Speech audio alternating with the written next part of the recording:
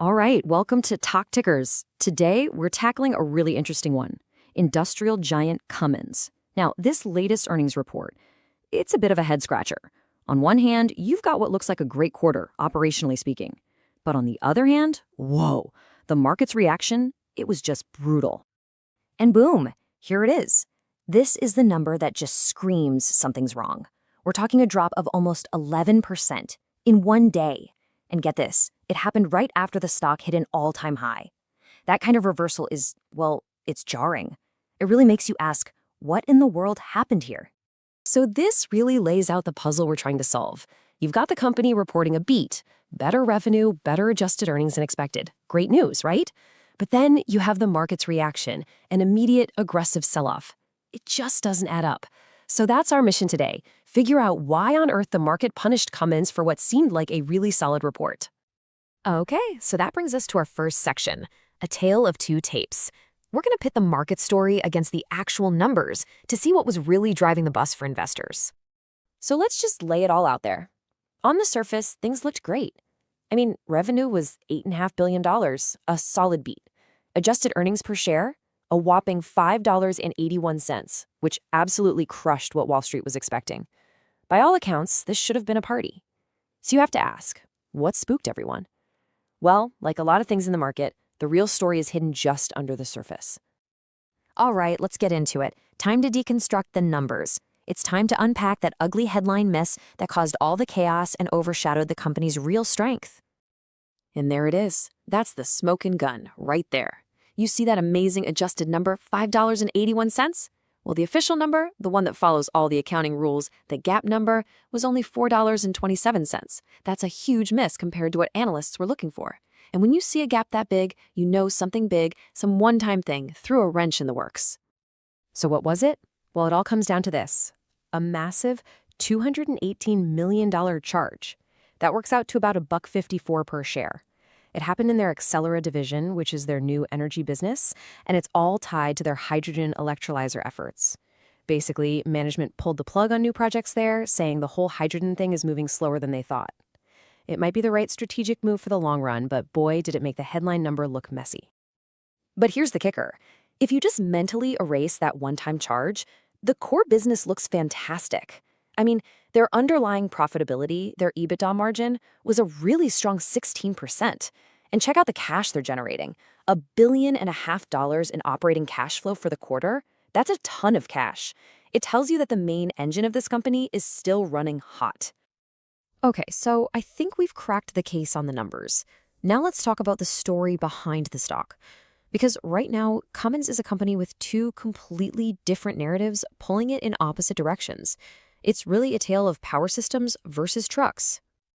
All right, let's start with the bull case, the optimistic story. This is all about their power systems business. The CEO put it plainly. They're seeing robust demand for data center backup power. And what does that mean?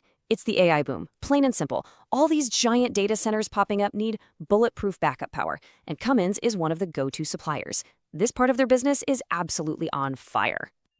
Now, for the other side of the coin, the bear case. This story is all about their bread and butter, their traditional truck business. And right now, things are weak, especially here in North America. It's a classic up and down, cyclical market, and we're definitely in a down part of the cycle. Management thinks it'll get better, but not until the second half of the year. So for now, it's a real drag on the company.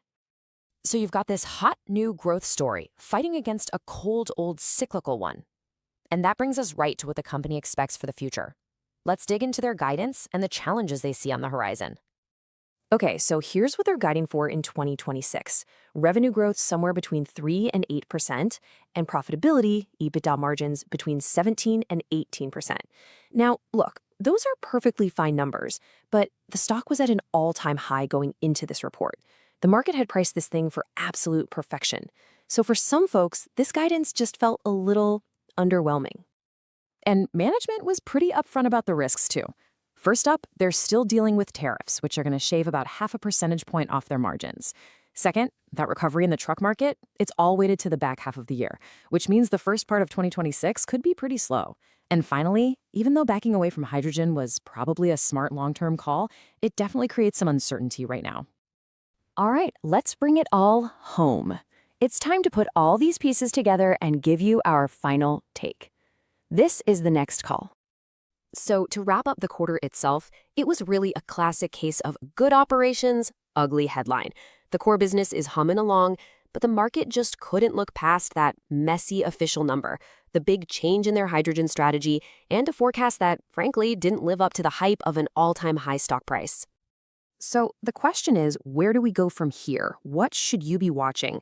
Well, we see three things. First, keep an eye on that power systems demand. Is the AI data center story for real, and can it keep delivering? Second, we need to see them shrink the losses in that accelerated division. The market needs proof that this hydrogen pivot is actually working. And finally, and this is the big one, circle May 21st on your calendar. That's their Analyst Day in New York. It's going to be management's best chance to really grab control of the story and reset expectations. So, putting it all together, we're landing on a rating of market perform. Why? Because the stock is caught in this massive tug of war. On one side, you have this incredible growth story with data centers. On the other, you have the cyclical slump in their old-school truck business. Right now, the good and the bad feel pretty evenly balanced. And our outlook for the stock price reflects that. We think it's probably going to be stuck in a trading range for a little while as everybody digests this quarter and figures out what the new normal is. The next big thing that could really move the needle one way or the other is definitely going to be that Analyst Day in May. And of course, a reminder that this is not financial advice.